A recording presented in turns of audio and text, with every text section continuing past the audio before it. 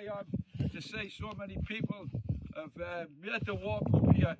Before COVID, we were getting about 100 people to come. But COVID sort of put a dampener, as it has done on many events and activities. I'm sure you know about it.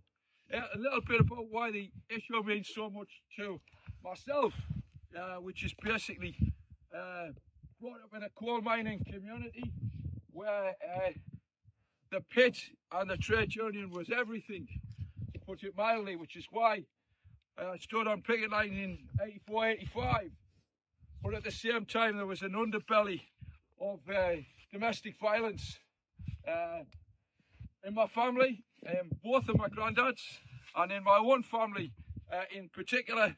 My dad, who I admired and saw as a hero, particularly for taking me to the football match, was not so good in the house, really.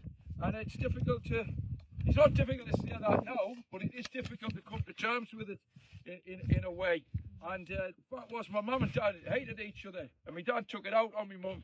And so, yeah, it's a long story. But also, when I moved to London in particular, one case in particular stood out for me, domestic violence, was an Asian lassie. You've probably heard her name, Vandana Patel, but it's not that lassie as it happens, right? And she had been battered by her husband on numerous occasions. And the final occasion when he battered her, the police went to the house and they took him away and they took her away. They took him to the infamous Stoke Newington police station, which was regarded as a fortress by local people. Myself and other people had done a lot around Stoke Newington police station. It still resonates today because some of the people who did work to tackle police violence are women who have had relationships with undercover police officers and who have been left with partners. They disappeared. So you can get an idea and an attitude of what Stoke Newington police officers actually thought about females. They're disposable, they're usable, all of those sorts of situations.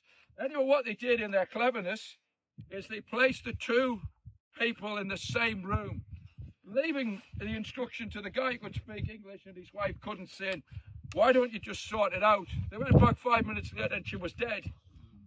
She had been murdered by her partner in the police station.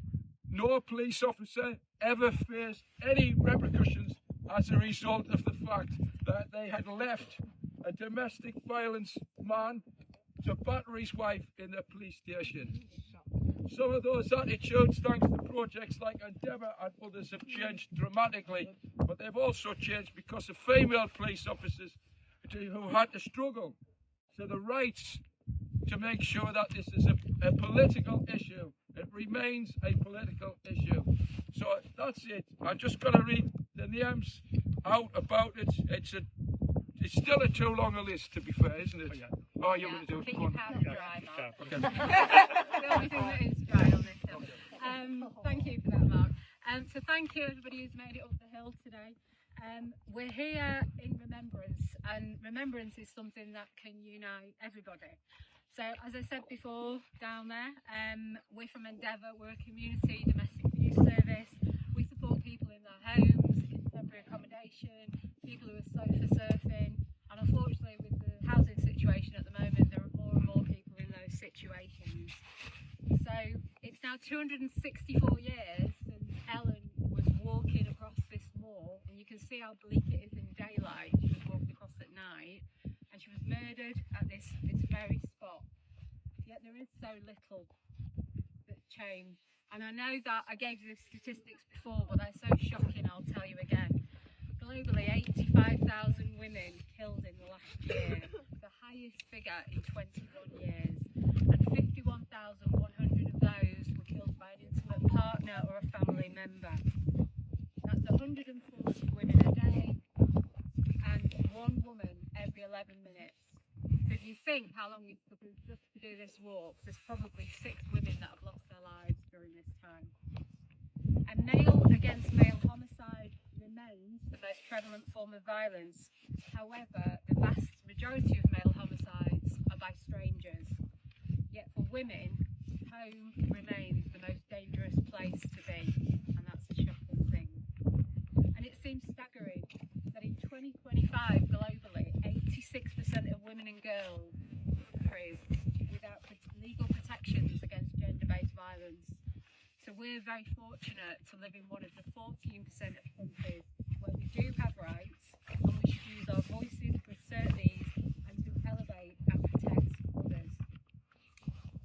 The Labour government has pledged to halve men's violence against women in the decade, and I took the opportunity to walk up with the local MP, James Frith, and he asked me if I think that would happen, and I said, absolutely not. If anything, I think the more disclosures are actually going to come out. And I know every time we do an awareness event, more and more people come forward as well. And we need more conversations as a society. I'm so glad we've got people of all ages here today, and we can openly have this conversation as well, because it shouldn't be something that's behind closed doors. But we need to do more to prioritise the welfare of victims, and like the victim we supported recently in the last year when the government spoke about early release of prisoners, and she went into a panic because there was no information about her ex-partner who was in prison for a violent offence against a stranger, but who had the domestic abuse against him marked as no further action. For this victim, the anxiety and fear had been triggered, and as we tried to accelerate her rehousing to another area, she fled. She left her home, she left investigation services, and she left her job and her network and all the recovery programmes as well. We also had a victim who was an extremely vulnerable young adult who had to watch her achieve best evidence video 3 times because of court delays. Now this is a video that was made in a police station after a violent physical and sexual assault, and on the video her injuries are clear to be seen, and she updates her full account with her partner. Over 18 months due to rescheduled court dates outside of her control, cancellations and strikes, she had to watch the video each time that she had a court appearance. It took 3 years from the attack for the case to be heard, and the victim has agreed to a lesser charge as she was told her perpetrator would receive a custodial sentence, but he did not. And Endeavour supported her to appeal the sentence. The appeal's been granted and the case is ongoing. But we believe legislation is only part of the solution, and we need fully funded enforcement from the police, and we need support services to carry it through. We need legislation, enforcement and support, because if one of those 3 falls down, the whole system falls down. Everybody must play a part in societal change so that women can feel safe on the streets and in their own homes. And so we look to the women we remember this year, from Luca Bennett Smith, aged 19, to the oldest, Delia Howes, aged 85. And I want to highlight one case, and that's Louise Hunt, her sister Hannah and her mum Carol, because they were alive when we stood on this spot last year. And this Wednesday, the 9th of July, will mark the 1st anniversary of their deaths, when they were murdered in their home by Louise's boyfriend. The press has labelled this family victims of a crossbow killer. They've also been seen as the family of racing commentator John Hunt, but they each need to be remembered as individuals in their own right. So today's dedicated to them, to the women killed by men perpetrating domestic violence in the last year, and to all the women who lost their lives in previous years, and their grieving families and friends. And we also remember the 3 women each week who take their own lives from domestic abuse. They all deserve remembering, each a sister, a mother, a grandmother, or a daughter and a friend. And we wish never to lose sight and to honour their lives. So we are going to read, the 3 of us are going to read their names again.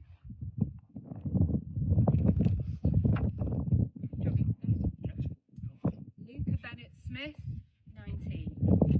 Stephanie Marie, 19. Christine Everett Hickson, 21. Phoenix Spencer Horn, 21. Lauren Evans, 22. Claudia Cambaza, 22. Mary Ward, 22. Brodie McGregor, 23. Machel Ilias, 24. Claire Levique, 24. Louise Hunt, 25. Her sister Hannah, 28. Her mother Carol, 61. Kennedy Westcar Savaroche, 25. Courtney Mitchell, 26. Holcombe Akhtar, 27. Kamernan Fana, 27. Danelle Sabanda, 28. Olivia Wood, 29. Sophie Evans, 30. Rebecca Simkin, 31. Zi Wang, 31. Alana Odesios, 32. Tia Simmons, 32. Tara Kershaw, 33. Rachel McDade, 53. Alison McLaughlin, 53. Joanne Ward, 53. Samantha Mickelder, 54. Maria Nugara, 54. Christine Ball, 55. Maya Bracken, 56. Gillian Hughes, 57. Margaret Cunningham, 57. Sophie Watson, 57. Wendy Francis, 61. Davina Graham, 67. Michelle Romano, 68. Rita Fleming, 70. Carol Matthews, 73. Marjan Carr, 76. Margaret Parker, 78.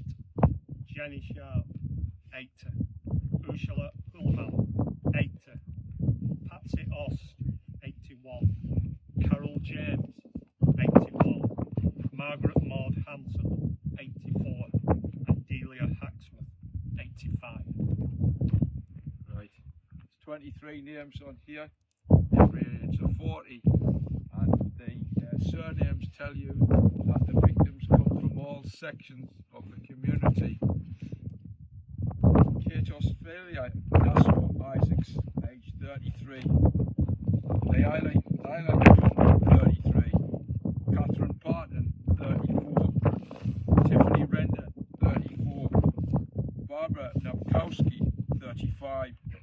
Maxine Clark, 36. Conchita Superganapio, that might be right, my apologies, 36. Christine Sparan, 37. Nina Denisova, 39. Karen Cummins, 40. Paramashit Kozal Gill, 41. Chitsijo Veronica Shinyanga, 42. Rachel Simpson, 43. Cheryl McKenna, 44. Tamjid Riaz, 44. Sam Varley, 44. Victoria Thomas, 45. Ruth Baker, 48. Frances Dwyer, 48. Julia Falcon, 48, and her two children, Kyle, age 16, and Giselle, age 13. Joanna Samak, 49. Lisa Welford, 49, and Pauline Sweeney, aged 50. Opportunity now to lay stones like people in the area have done for the last 264 years, and then 264, and then head back down to thank once again. It means so much to you, so many people to attend today. Hold your head high. Can we have a group photo?